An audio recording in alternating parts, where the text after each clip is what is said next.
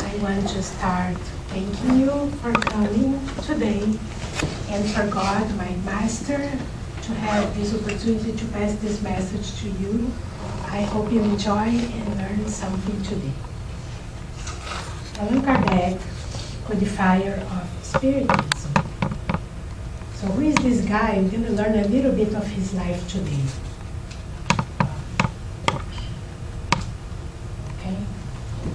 Okay. So when we say the codifier, what does it mean? First, we have to define this word. To code for us that we are programmers, we know that write code is to write a process, describe a sequence of steps to achieve a goal. So this guy did exactly that. The definition of this word is to reduce laws to a code, to organize, to put it in order, to arrange in a systematic collection. That's exactly what he did for us. He got something that was a mystery and translated in a collection of books that we read and we feel wonderful. Now I understand the slides pass a little slow than I thought, yes. Lyon, France, a wonderful country. At least I adore this country. Maybe I lived there before. So Lyon is a wonderful city, and that's exactly where he was born. The day after tomorrow will be 209 years after he was born. And his name was Hippolyte Léon Denisard Rivail. Pay attention to the pronunciation. So this was his name, and the person who registered him, this is just a curious fact, switched the names. So his birth certificate has a strange name, but this was his, and it was fixed later. So Professor Rivail, he came from a traditional privileged family of lawyers, if you will. His father and his grandfather were lawyers in Lyon, very well established. The family had assets and was a very good family. But he did not follow this path, fortunately, because we prefer Allan Kardec as not as a lawyer, but as a codifier. So he followed science and philosophy. He was more interested in science and philosophy than in law. So because he had father and grandfather in this path that would be very easy for him to follow because they were established, he was more interested in learning, teaching, sharing, in science, but not law. So this is Leo. So at that time, families that could afford to escape the oppressive influence of Catholicism would often send their children to study abroad. So from Lyon, he was sent to Switzerland, which was not very far from Lyon, in Verdun. And at that time, they could afford paying this expensive school of Pestalozzi, which was an institute that had a special type of learning and teaching. And he was the brightest student of Pestalozzi. When Pestalozzi, please Michael, take a seat. When Pestalozzi had to travel sometimes, he had to trust this big school in somebody's hands. Guess who was chosen to replace him when Pestalozzi was traveling abroad? Professor Rivail, at that time, was not professor. He was only a teenager, but he would take the hint. So this school was a very different school, different from other schools. And until today, we see some Pestalozzi system. It's a different kind of learning. Some people here in Austin that I know go to their children in Pestalozzi schools, and it has a different approach to learning. So he was there when he was sent to Pestalozzi Institute when he was 11. And that was strange because his family was rich. He had all this comfort, and then he was sent to this school with other kids, so it was strange in his mind. But later we understand why, because the system, the Pestalozzi system, was very useful in his work in the Spiritist as a codifier. So he was a disciple, and substitute of this guy when he was traveling, and he was only 14, and he was already teaching the other students because some other people could not follow the learning, and he was assigned to tutor the other students. So he was already being an exception and showing his capacity of learning. Look at this. Look at this. When he left, he had a degree in science, medicine, and literature. If you think about today, 3 areas of expertise, academic learning, that would be engineering, medicine, and arts. And he had all 3. So he knew a lot. I mean, I'm impressed with this guy. So when he left, he had 3 degrees. The 3 that they covered the major areas of academic world. And he would speak fluently, besides French, of course, German, English, Italian, Spanish, and Dutch. Are you impressed already with this guy? Yes. And like I said before, his method of learning, teaching, and passing knowledge and information was very helpful when he was to perform his work and his mission of codifying the Spiritism. So he left the school with 3 degrees. He went back home to Lyon. And then the family said, well, now you can take over our business. And he said, thank you, no thank you. I want to do something else. I have passion for teaching. I'm not going to be in Lyon being a lawyer. So he moved to Paris, and he rented a room in the Rue de Sèvres, a big room, like a big establishment, and he founded an institute, like a mini-me of Pestalozzi. So he said, I'm going to do the same. I'm going to teach students in this system, and I'm going to use my degree to share the information. So he was an educator in this place. Rue de Sèvres today is a wonderful place in Paris. And because he needed some partnership, financial partnership, he got his maternal uncle to be his partner in this business. So he started with work, and the guy invested. He rented this wonderful place, and he founded his institute. And then he met this person called Amélie Gabrielle Boudet. She was also an educator, and they met in the academic world. She was a professor of fine arts, and she was 9 years older. I'm impressed with his knowledge of valuing older women. 9 years old. And she survived him for 15 years, even being older. So that is the value of older women.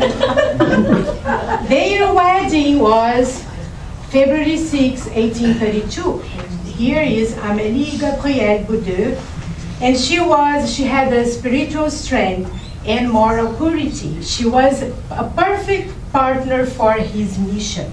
She was a collaborator for life. And in his biography, they also say that she would say, oh, honey, you don't have to do the dishes. You can dedicate yourself to Spiritism all the time. She would take all this load of everything else, and he would concentrate in Spiritism and other works. And she also helped him a lot in this mission. So Amélie Gabrielle Boudet was the perfect wife. Amélie. Thank you. So look at this. His uncle had a problem of gambling, unfortunately. And he went bankrupt, and he had to completely, close, if you will, the institute. And they split the money, and Allan Kardec got his share and said, you know what, I cannot afford doing this by myself. So he got his part, and he trusted a friend to invest it because there was no such a thing like banks of investment. So he got the money, and there was this guy that was an investor. He gave the guy the money to invest. The guy didn't invest very well, lost the money, and he was never paid back. So now we are in stage 0. Financially. Financially, thank you for completing. Stage 0. No money, no room No for the institute, only Amélie and his knowledge, Professor Rivail. But because this kind of people, they may be in stage 0 financially, but they always recover. They always come up with ideas, with work. So he started from stage 0, and he got 3 companies that wanted him to work as an accountant, because he had 3 degrees. He could work as a doctor, as an engineer, as a translator. He could work of everything, right? But, you know, and they said, oh, you are a very smart guy. I'm going to trust you my company. So 3 people said that. So he started, he rented a room, a house, and he would do this in his house. And at night he would write grammar books, because he knew 5 languages, and translation. And in the spare time, if you will, he would tutor science. So he was busy. He was very busy, but maybe not in stage 0 at this point. So he was tutoring students for free, chemistry, physics, anatomy, and astronomy. Smart guy. So he was doing all this, and he was being helped by Amélie. Okay, now he's preparing for what was about to come. He already has written several books of many subjects: science, grammar, translation, everything. He was already a member of many societies. There is no such a thing today, like very much, but at that time there were clubs, like literature clubs and societies. So when you were a member, you were accepted as a member. You were recognized. So here he reached top level reputation for his background, because he studied abroad, education, character, and integrity. Everybody knew him as a very serious person, very honest, and dedicated to teaching, learning, and he would do it for free, volunteer work, helping people. I mean, this guy was show in Portuguese. He was ready, because now he recovered, and he is now a very recognized person in the society, in the intellectual society. And he is being already surrounded by good company. So then, this is the second part. There was the Fox Sisters events in the United States, in Connecticut, and this traveled abroad. This is out of the scope of this talk, because this is a talk itself. So because of these events in Europe, people that were very rich wanted to be entertained with the turning tables. In parties, you know, in events, they would get together, prepare a lot of food, music, and spend the whole night in a rave doing the turning tables, playing with spirits for entertainment. And when I say playing, I mean playing. The tables would move. I mean, there was like a very discoordinated kind of thing in this palace, even dangerous. So this was going on. And people were attending, and people in the high society, and people from the societies that he was member of. So this was going on. It would show in the paper, in magazines, people talk about it. And in Paris at that time, people would all walk on the streets a lot. And I don't know about you guys, but in Rio de Janeiro, when I walk in downtown, I always find somebody in Copacabana, hey, stop, have a coffee, talk. So that's another way of exchanging information, right? So this was going on, he knew about it, everybody knew about it, and it was completely unattended, unescorted, and discoordinated. So now we're going to have a lot of reading, okay? I hope you're not tired. Monsieur Fortier, in 1854, mentioned turning tables phenomena for the first time to him. And this is his words. Okay, this is a book called Posthumous Works that they published his diary. So this is his words. I will believe when I see it, and when somebody proves that tables have a brain. So he was a skeptic.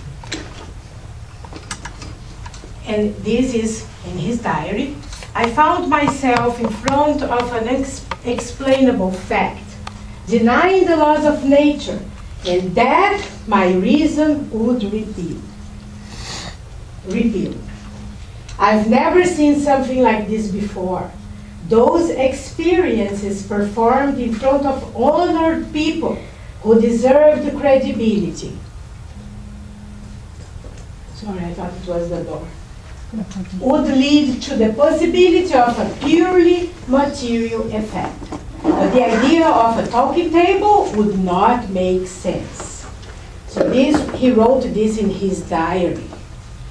He said, I don't understand. I believe that this is happening, but I don't know why. Don't know. So he put this in his diary. He knew about it. And then Monsieur Carlotti, friend for over 25 years. These are people that he knew, people that were honored, honest, you know? Please turn off your phones, it drives me crazy. Describes a phenomena with enthusiasm. So this guy comes and tells him with a lot of enthusiasm what's going on. Like, oh my God, you don't know, this is happening. I don't know what to think about this, but we cannot explain. You should come to see. Please come and see for yourself. And then he said, Monsieur Carlotti, you one day will be one of us, he told me. I would not say no, I responded. Let's talk about it later. He was skeptic. But he was not a skeptic, meaning that, he came already with this mission. And he was not running away from his mission. He was a man of logic and reason. And this would not make sense, because science could not explain. So he was not, I cannot explain that. I don't have enough evidence for that, so skeptic. And also because Allan Kardec, this is in the Medium's book, it's preferable to reject 10 truths than validate a single lie, a single false theory. So he had this thinking about honesty and really publishing only what's the truth. He didn't have evidence. So he said, I have too much in my plate right now. Cannot dedicate time to this. Somebody else will do it. So he didn't take it. And then this guy, Monsieur Fortier, still the same one, said, let's go visit Madame Roger, and then you're going to see it. And he went there. And then he met another guy called Monsieur Patier, which was highly educated, just like Allan Kardec and other people that he knew. But this guy was different. He was very calm, expressed no enthusiasm. only reason. That's what caught his attention. Look at what he wrote in his diary. I had a different impression. When he invited me to witness the experiences at Madame Playmaison's home, I immediately accepted. Why? What is the difference? Because it wasn't all that party type of thing. Yeah, superficial party thing and enthusiasm. And that enthusiasm is a good thing. But he was not after enthusiasm, he was after what? Reason, logic. How can I explain this? So he said, I immediately accepted. So that is the difference. And then he writes in his journal, for the first time, I witnessed the turning tables and saw what seemed to be impossible. At this time, I've also seen some mediumistic writing with the help of a little basket. My ideas were far from being changed, from having changed. But in that, there was a fact that had to have a cause.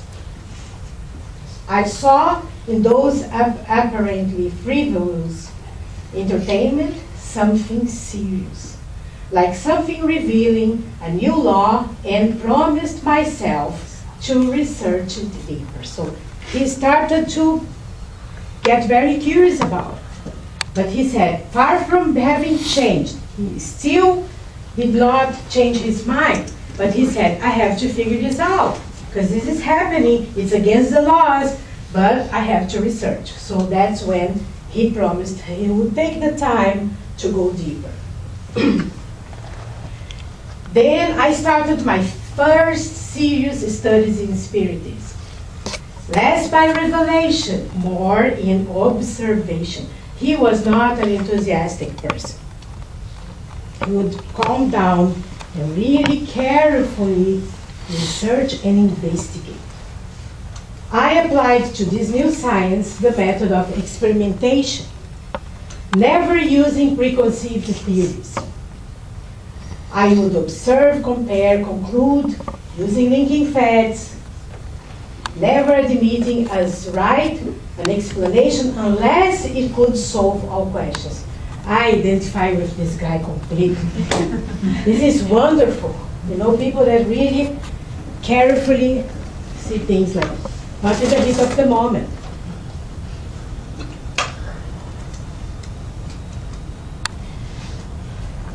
Look at this. He was visited many times by the idea of giving up, and I underlined. Sounds familiar to you? He also had this. Allan Kardec, I'm talking about this guy with this mission, idea of giving up this study.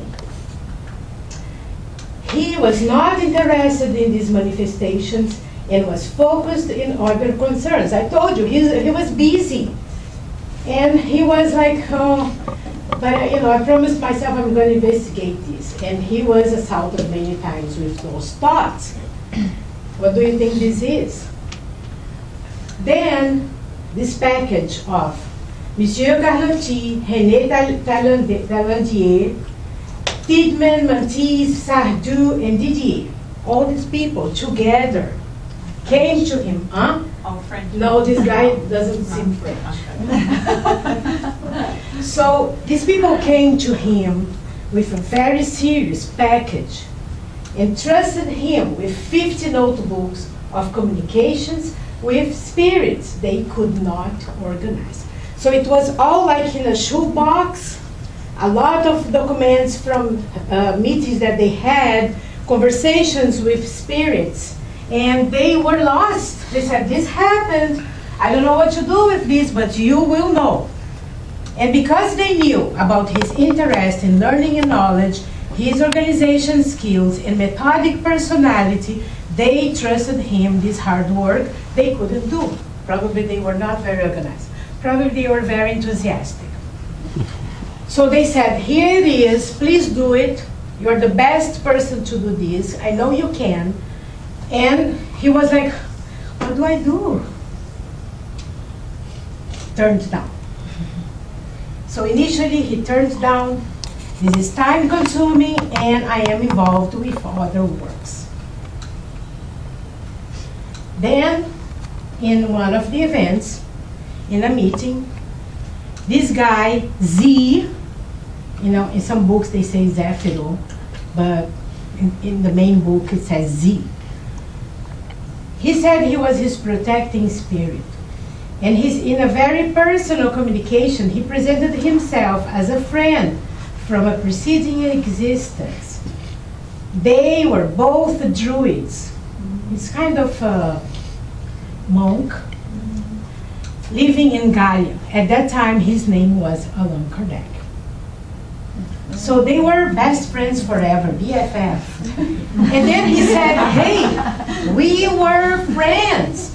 And then when we died, my friendship only has grown stronger. They were close friends and this friendship has grown stronger. He revealed that this task he was being called to was way too important because the guy turned it down, right? And he said, hey, wake up, you promised, this is the mission, what are you waiting for? So he would successfully perform it. He said, you will successfully perform. And the Spirit promised to be his partner in this mission. So this was Mr. Z. We don't know, it may be the Spirit of Truth, we don't know, I don't know. I don't want to speculate, it's just referred as Z, or Zephyr, which was his mentor. So then he accepted. Finally he said, I'm in totally. This material, the 50 notebooks, became the foundation of the Spiritist doctrine. But it's still in the shoebox. They needed somebody like him, reason, logic, organization, seriousness, integrity. I'm not writing anything until I know that it's true. So by analyzing the material, he prepared a lot of questions. A lot of questions. He was busy. And those questions, he asked the spirits. And they used this kind of medium. Allan Kardec was not a medium. He was not a medium. He didn't discover reincarnation of mediumship.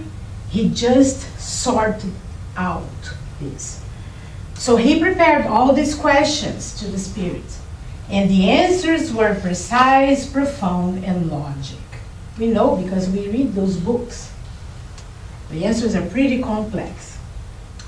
And the participants were in those parties. Now, they had serious interest. They are not looking for entertainment or rave or, music together with, sleeping over. No. Now they had serious interest because he was leading this work.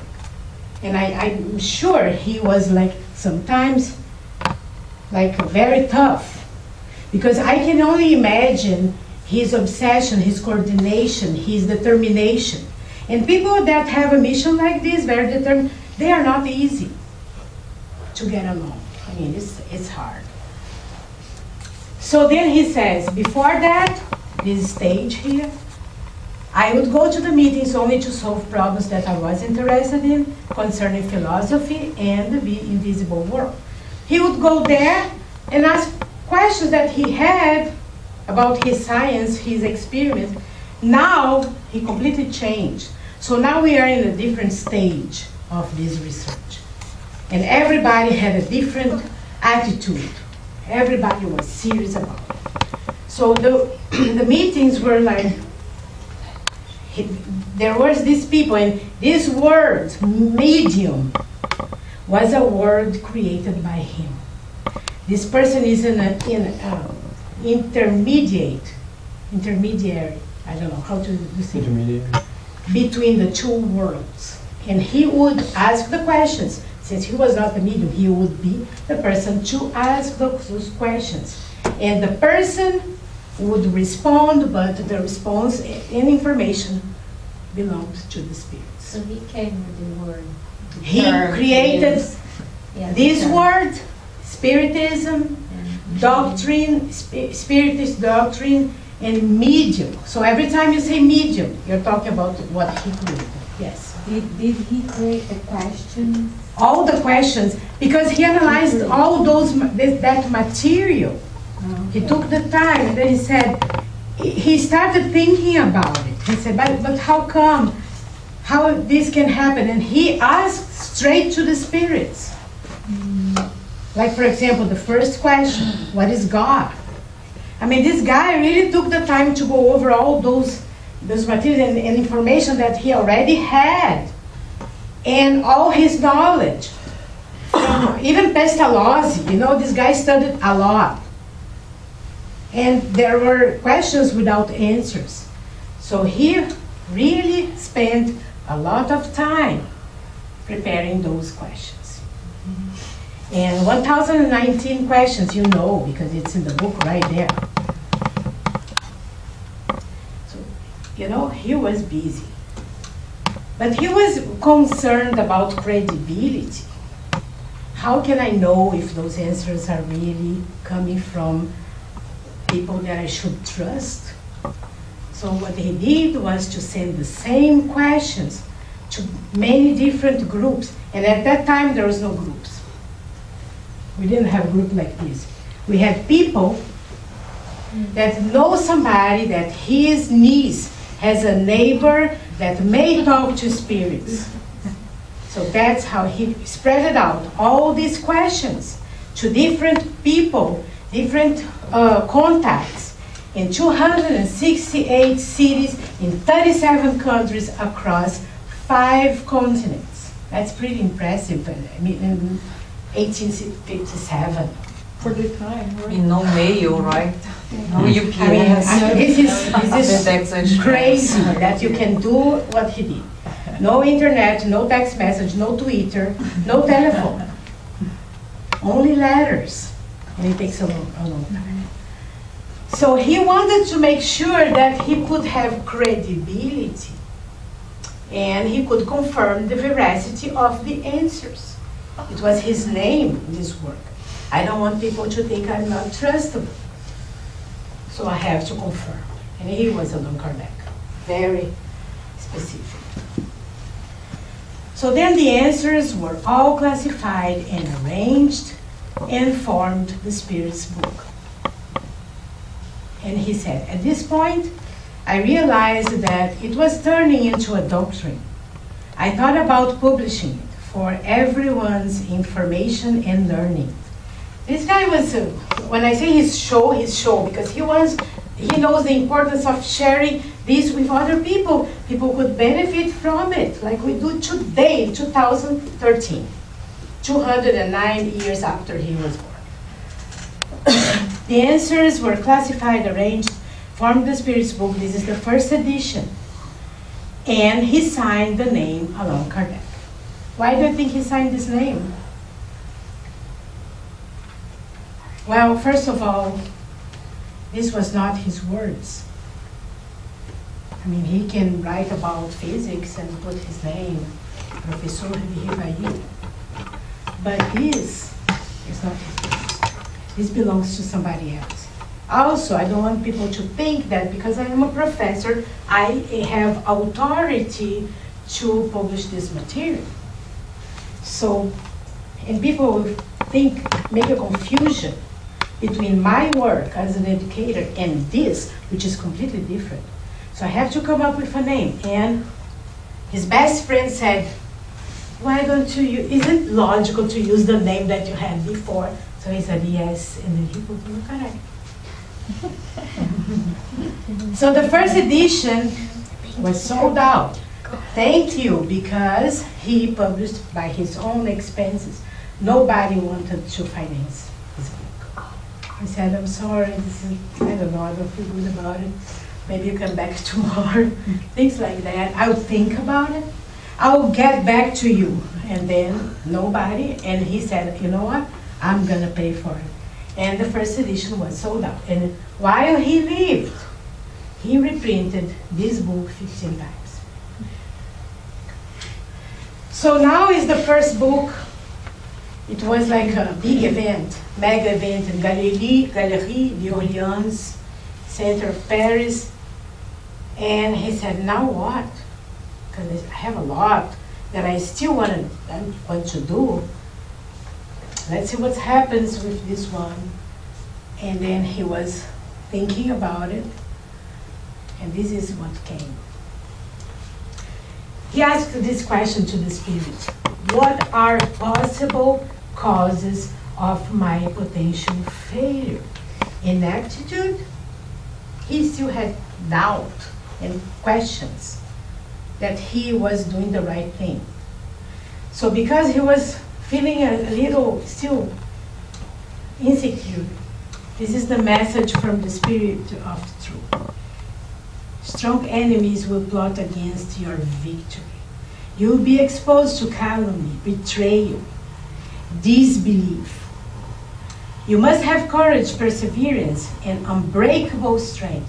It's important to have devotement, abnegation, and to be ready for all sacrifices. Your mission depends on you. I mean, this is pretty overwhelming. And we know this. We don't have a mission of this magnitude, but we know this. We know that every time we have good intentions to overcome bad habits, temptations, laziness, sadness. Look at what happened. But this guy was big, so he was pretty challenged. And this is 10 years later that he wrote that question. He came back and read what he wrote, and he said that the above communication was verified in all points. I've experimented all kinds of challenges that were announced above. And then, this is my words. He lists and describes all kinds of obstacles, challenges, difficulties, and attacks that he was targeted on. I mean, you would not believe what I read. I said, how can somebody do this with Allan Kardec? I have the book here, if anybody wants I can share, but that is unbelievable. I was in a state of shock that he experimented those kinds of barriers. And he did. 10 years later, of that question, he writes this. And of course, I put ... because it's like a big description. So I just wanted to tell you that he really was faced with uncertainty, questions, insecurities, obstacles, bad people. We should not say bad people. Spirits in different kinds of evolution, right? Spirits in different levels of progress. I should not say bad. But people that were not unaware. Yeah, people, like in Portuguese would be sem noção.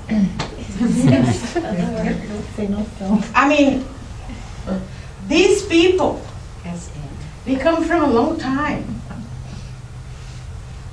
They come from a long time. Probably they are not our enemies. They are Jesus, let's say, not best friends. And they are trying to put the foot in front so somebody will fall. Because this guy, with all this strength and good intentions, he should not be challenged, and he was. Okay? I was shocked. I said, I believe Allan Kardec because he published this in his diary. So here are his books. The first one, of course, beautiful, Spirit's book, April 1857. It's the main book of Spiritism, Doctrine's backbone. Supports all the other doctrinal books. 1,019 questions answered by the Spirit of Truth and his friends. This. The focus was a philosophic aspect of the Spirit. First one. Read Kardec, because this really informs, orients, and clarifies a lot. Second one, the Medium's book. January 15, 1861. That will be 5 years later. Still using the same material that he had before. Remember, he had all this material. Benefits and dangers of mediumship, and the channel that connects incarnated people to the spiritual world. So it really explores this. It goes really deep in many kinds of manifestations and many different kinds of mediumship. Of course, the focus is mediumship. He goes in detail. I mean, this is a book to be studied carefully. My favorite. This is a manual of life. This is the golden book we should read a little bit every day and put very close to us. This is a wonderful book. The Gospel According to Spiritism. 15th of April, 1864. Kardec and superior spirits comment on main passages of Jesus' life, explain his parables, and show the grandiosity of the Master's teachings in easily understood language. Focus is religious and moral aspects of the Spiritist doctrine. It's the best book ever. Then we have Heaven and Hell. August 1st, 1865, spirits describe their arrival and experience of life in the spirit world after that. So it's intense. If you're not ready, wait a little, because this can be a little intense. It's very strong. Religious people and former royalty, farmers, assassins, ignorant and intellectual people talk about what they encountered in the world of spirits after their terrestrial journeys and how they envisioned their future lives. Very useful, intense. Then we have the Genesis, tough book, hard to understand but needed, necessary. January 6, 1868, how the universe was formed. And then in this one, the focus is scientific aspect of the Spiritist doctrine, which is science, religion, and philosophy. Then we have the posthumous works, not published by him, because he was already on the other side. Maybe he was the one who sponsored, but it's not here because it's not one of his works. And then, for 11 years after his collection, he still published the Spiritist magazine, La Revue Spirit, which is the complement of his books.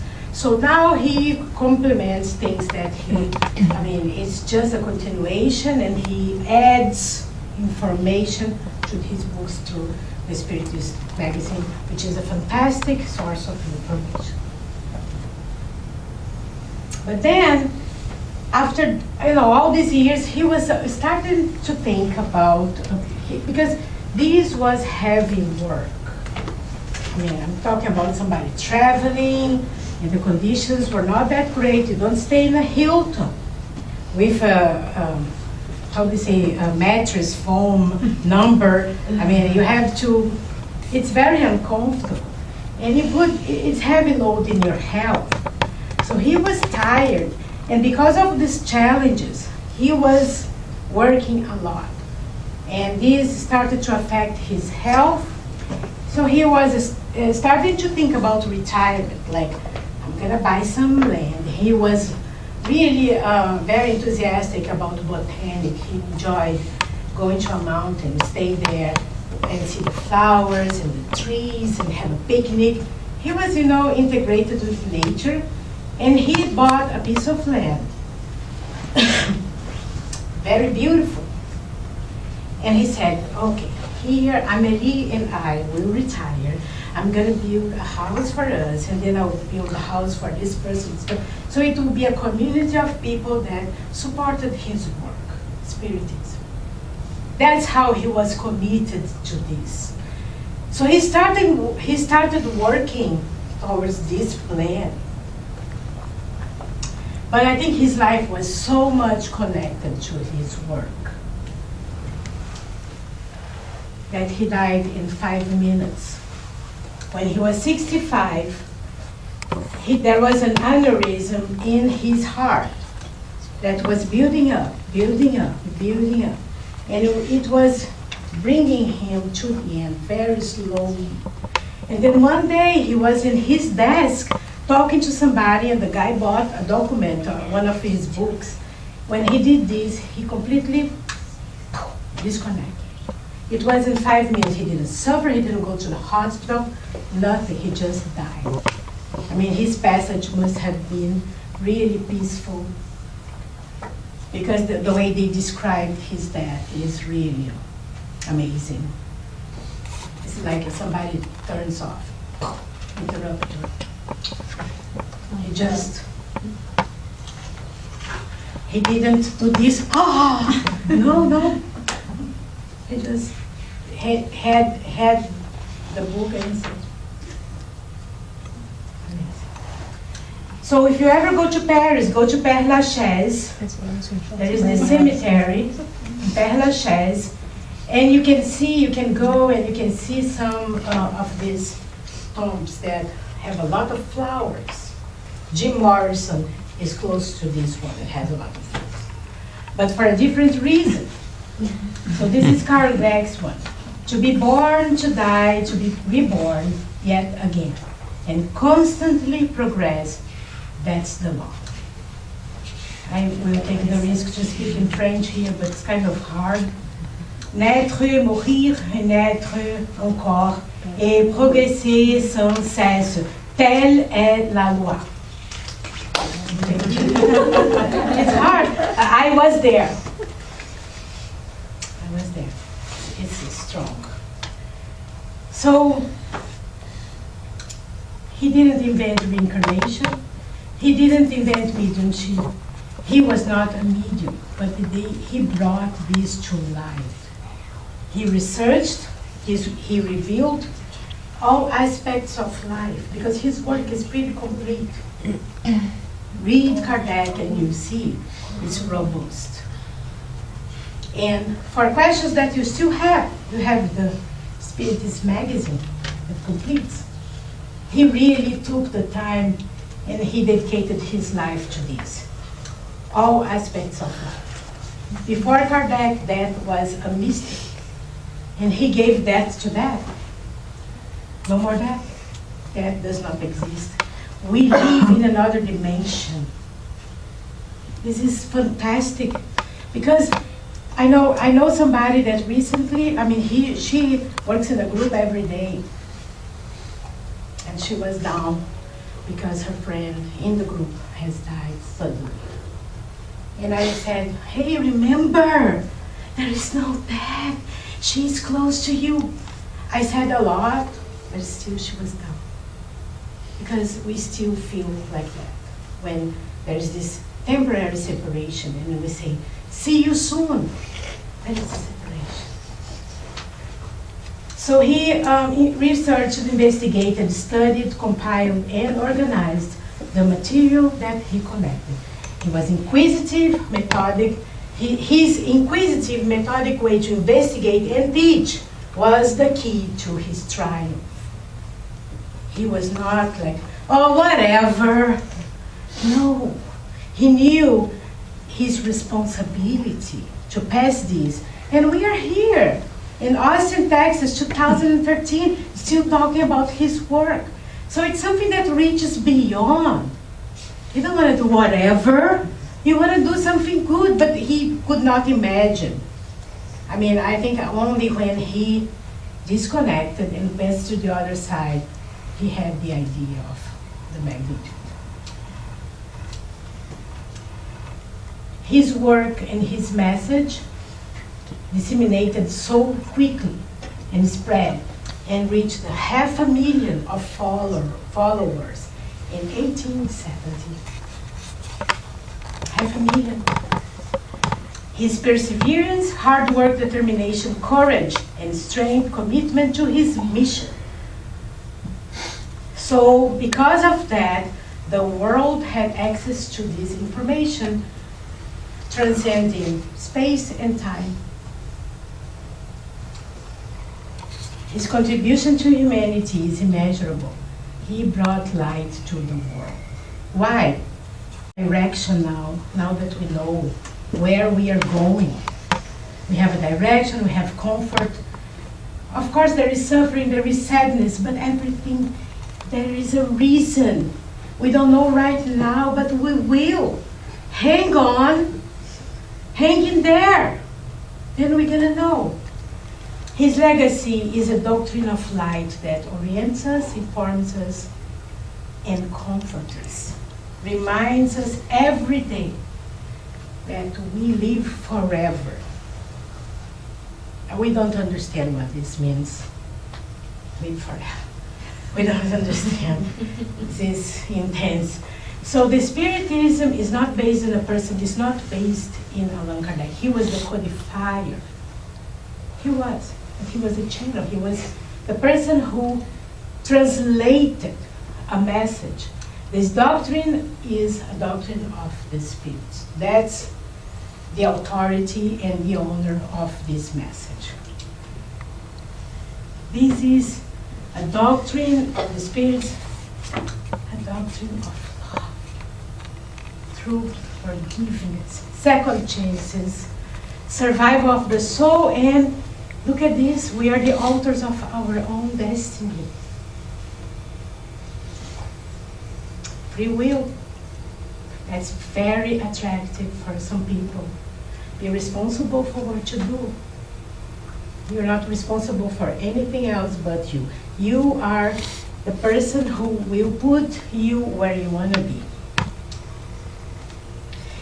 Life, look at this. It's an opportunity for progress. It's a new beginning. There is tomorrow. There is a second chance. I go to the floor today. I fall. But I can start. I can start again.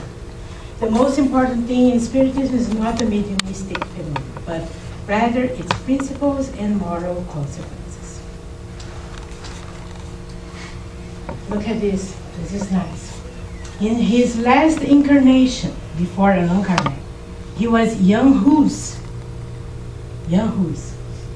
He was born in 1369 and he was killed by the Inquisition in July 6, 1450.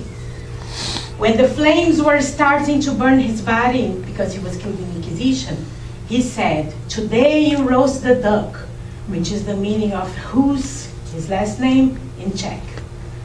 "But one day a swan of light will come and will fly so high that the flames will not reach him." 389 years later, he reincarnates as Professor Rivail. And he was Kardec. No, Kardec was before Young Hus.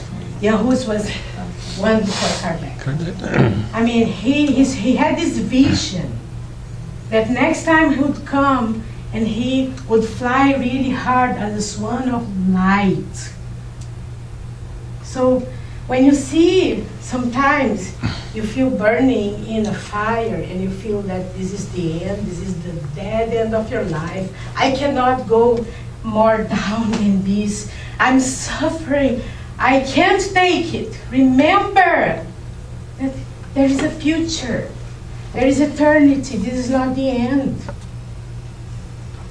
So Divaldo, in one of his talks, talked about this. I thought it was fantastic that he would give such an example of the last time he was on earth, and then the next time he incarnated with this person.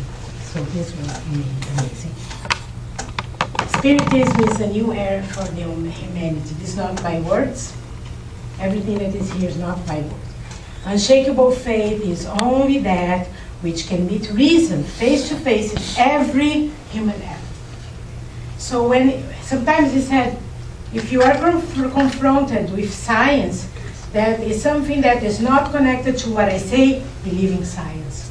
That's a person who really knows what he's doing. Thank you, and this work was a compilation of his biography, Allan Kardec and his associate, and the FAB. Spirit's book, prefaced by Anna Blackwell, a translator, and Jussara's work, Grand Figures of Spiritism, and I am the presenter. Thank you very much.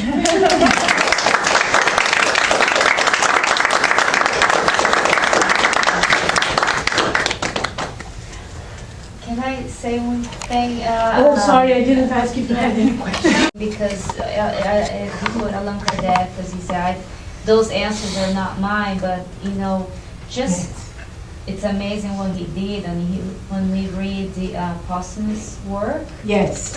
and you see the things that he wrote, not dictated. Yeah, by because the it was from spirits. his diary. Yeah, it was from his personal things. You admire the guy even more, and yeah, it's beautiful. Yeah, when And you see the things that he even was in doing. his books, he comments a lot. Yeah. When you see discussion and the lyrics are in italic, it's his words. And I like it very much too. Yeah, he's a I mean, he's a professor, Ahead. instructor, so clear. And he's a pedagogic, is it? Didactic. So he knows how to pass the information, explain so we will understand. I mean, he didn't want to put his name because he was already known as an author, and it would be confusing. This was a different kind of work. And this guy, Z, which was his BFF, said, why don't you put Allan Kardec? Makes sense. And he did. Yes. Just a curiosity, in the book A Casa do Escritor from Patricia, she talks about how he still writes on the spiritual side, and there are some literature from him available for those spirits that are ready for them. Just there. Just there. We're gonna have to wait. You're still here. Any other comments, questions? Yeah, you imagine spirits this evolved is not gonna stop working ever. Nobody does it. I mean, he was just wanted to retire. That's expected. On Earth, but Yeah. not in the And then they said, spiritual world. no, we have other plans for you. No retirement. Come back. Yes.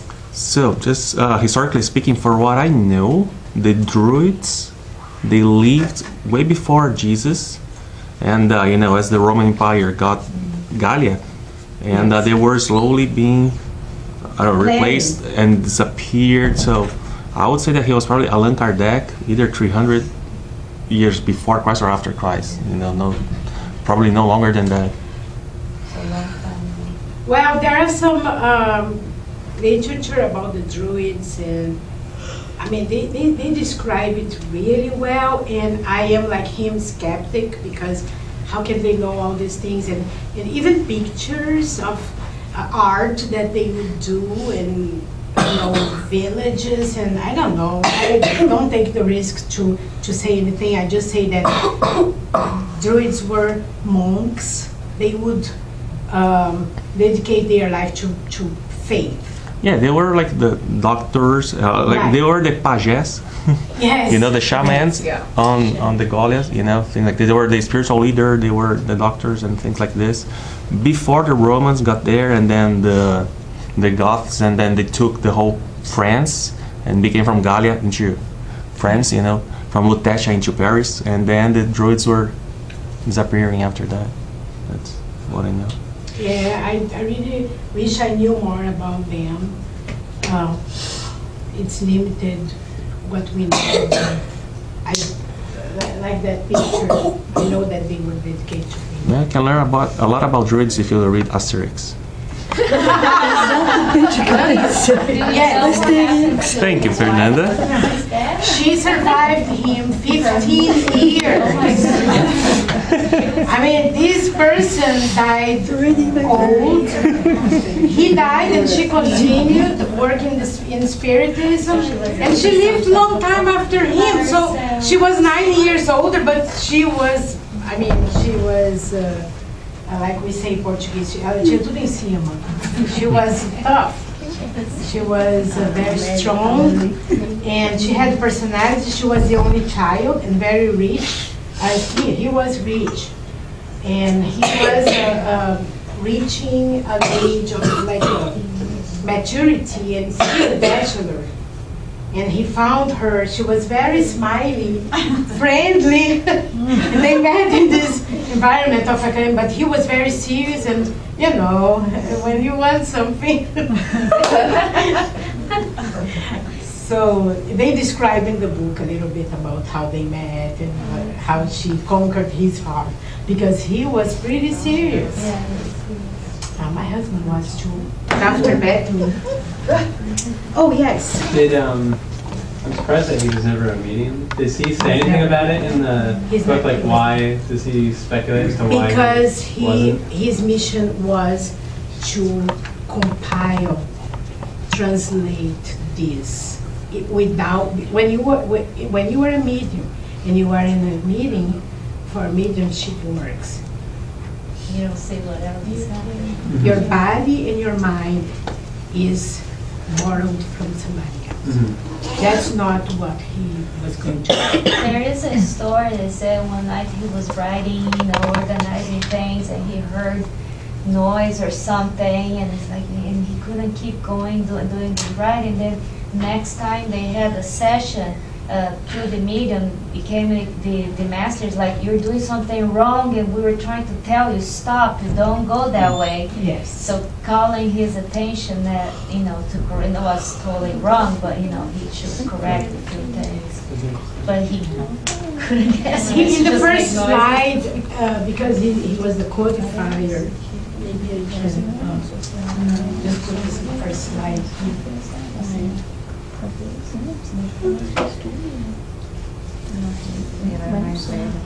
In the first slide, I explained what means to be the codifier. I mean, this is what he had to do. He's known as the codifier. But what is a codifier? Okay, to write code for us, technical, is to define a process. Every line of code is a comment that will document a process to reach a goal. This is what he did. All this is scrambled, and he reduced to a code, organized, put it in order, arranged in a systematic collection. He couldn't do this if he was a medium. And if you compare like Chico Xavier, that wrote more than 400 books, he spent hours and hours doing this psychography, writing. And Kardec did the job of organizing it, so different, purpose. Chico Xavier was not doing research. Exactly. So different work. Yeah. Both extremely important. Yeah. I mean, I don't want to say that Allan Kardec was the most important person in Spiritism. When I think about the importance of Chico Xavier, even Divaldo Franco nowadays, look at this guy, 85 years. Are you kidding me? This guy goes rolling the whole world. Every night he's in a different city. Look at his message. So I don't want to compare, but this guy was pretty important. Different nations. I mean, if he was a medium, and we know people that are speakers, and they bring this message, like I said about the Franco, Alírio, Júlio, many others, they are mediums. But for this, I think it would be a little different, but I don't know. But he was not. It's a teamwork. Excuse me? It's a teamwork. Yeah. It's teamwork. One complement the job of the Right. other. I think we have to stop now. So, May I say something? yeah, I sure. have a friend who was like 20 years ago anyway. he went to see his tomb. And Yes. he got really, you know, in awe because nobody knows Kardec and friends. The Spiritist movement there is not what it was before. Yeah. It's not that nobody knows. It's the same I say nobody knows in the United States, but we have 300 groups. So But now- it's not what it was at that time. It's the same in the world. It's The thing is, for us as Spiritists, he is a really a great guy. But if you go there to see his resting, his body has in place, please have your address, his address in there, because nobody's gonna know who is him. You're even not going to find him by going there and asking where is Allan Kardec. They don't know. How did you find this tomb? in Père Lachaise, it's not that big.